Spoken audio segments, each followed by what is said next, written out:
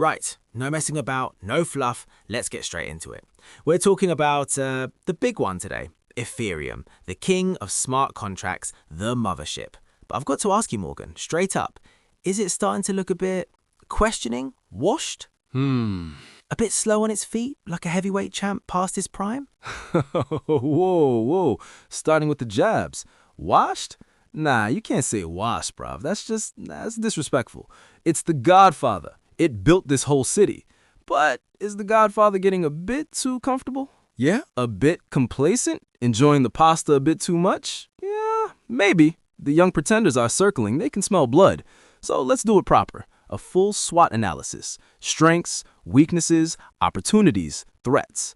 Let's start with the good stuff. What makes ETH the top dog? What's its biggest strength for you? Confidently. It's a no-brainer for me, mate. It's the network effect. It is absolutely massive. It's like trying to launch a new social media app today to compete with Instagram or TikTok. Right. Good luck with that, fam. Everyone's already on ETH. All the best developers, the biggest projects, the most money, what they call total value locked or TVL. Yeah. You can't just, copy and paste that kind of community and trust overnight. It's the main event, simple as. All these other chains, for now, they're just the after party.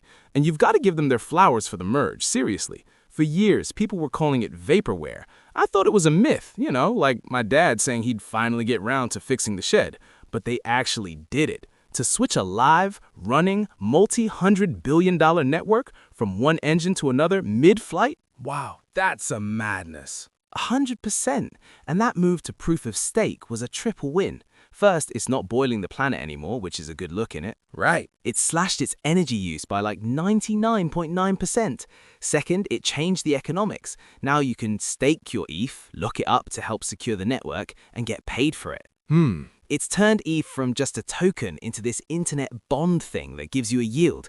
Passive income, my two favorite words in the English language. And what's the third win? The deflation man. With the EIP 1559 upgrade, the network burns a part of every transaction fee. Okay. It just deletes the ETH. So when the network is busy, more ETH is getting destroyed than is being created from staking rewards. Wow. It becomes deflationary. It's like a company doing a share buyback, but on autopilot. It's genius. And all of this leads to the biggest stamp of approval yet. The suits are here. The big boys from Wall Street. BlackRock, Fidelity, the lot. They've got their spot ETH ETFs up and running. Yeah. When that kind of institutional money has a regulated way to flood in, you know it's serious. That's a massive strength. But let's not get carried away. That's where the good news ends for a bit. Time for the weaknesses. And the first one is a big one. It's the elephant in the room, the gas fees. It's a daylight robbery. Ugh, don't even get me started. I get triggered just thinking about it. It's an absolute joke. You try and do a simple swap on Uniswap during a busy period, and the network wants, 50 quid? 100 quid for its trouble? Ugh, yeah. It's like trying to drive through central London and getting hit with the congestion charge, the ULEZ fine, and a speeding ticket, all at once. It completely prices out the little guy. How can you say this is the future of finance if it costs more than a Nando's just to use it? That's the perfect analogy for it. Ethereum is the M25 at 5 p.m. on a Friday, completely gridlocked. It's a victim of its own success. This is the core weakness, scalability. It just can't handle the traffic, which is why we have all these layer 2s, the side roads like Arbitrum and Optimism. They're brilliant, they're fast and cheap, but let's be real. Yeah, it adds a whole new level of complexity. And that's the other weakness. It's too damn complicated for your average person.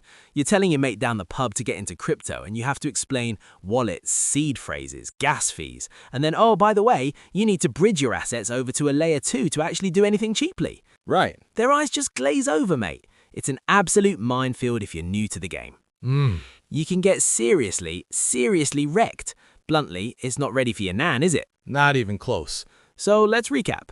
Strengths, massive network, deflationary, and the big money is here. Weaknesses, crazy expensive, and a proper headache to use. Okay, let's flip it. Let's talk about the future, the opportunities. Chris, what's the biggest O for you? For me, it's all about the tech roadmap. They're not done upgrading this thing. The next big phase, which they're calling the surge with stuff like dank sharding and EIP 4844. Look, I'm not going to get into the mad technical details, but what it basically means is they're building a dedicated lane on the motorway just for the layer 2s. Okay. It's a plan to make data cheaper for them, which will make their transactions even cheaper for us. If they get that right, the gas fee problem could genuinely become a thing of the past. Hopefully. That's the tech opportunity. I'm looking at the money opportunity. 2 words, real-world assets, RWEs. This is the big one. We're talking about putting everything, stocks, bonds, property, art, your bloody sneaker collection, on the blockchain as a token. Yeah, you know the main chunk of it will be done on Ethereum, the #1 contender to be the global settlement layer for all of that.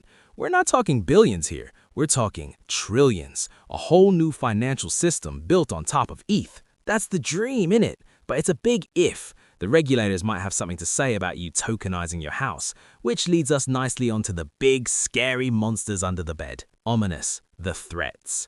And you have to start with the competition, the so-called ETH killers. And let's be honest, for years they were just noisy pests. A lot of talk, no real substance. But that's changed. Now you've got Solana. It's rapid. They're claiming hundreds of thousands of transactions per second, and it costs less than a penny to use. Right. It's like a brand new 6-lane German Autobahn compared to our pothole-ridden M25. The users are flocking there. The money is flowing in. You just can't ignore it anymore. You can't. It's a serious threat. But the classic comeback is still valid. Is it really decentralized? Is it as secure?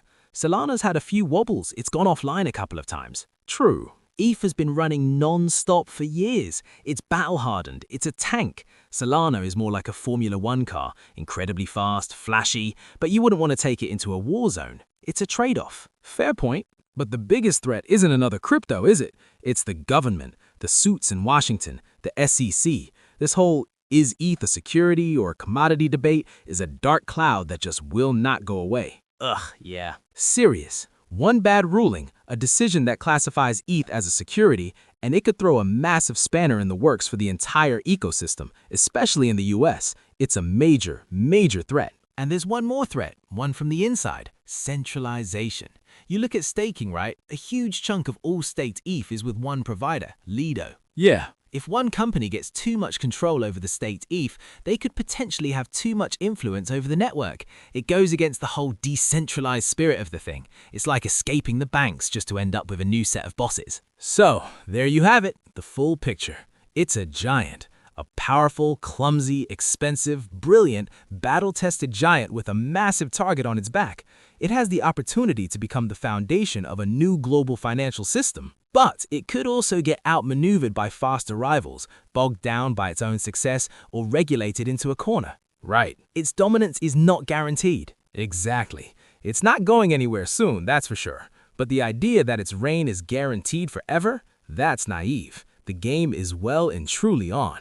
Well said, mate. All right, listen up. If you lot enjoyed this deep dive and you want more of this kind of chat, no fluff, just the real deal, then come and join our private chat group. The link's right there in the description below. It's where we continue the conversation. Get in there. And if you're feeling generous and you got some value from this, do us a solid. If you're signing up to a new exchange, use our CEX referral link down below. It costs you absolutely nothing, and it helps us keep the lights on and keep making this content. Simple. Now, here's a question we'd like you to think about.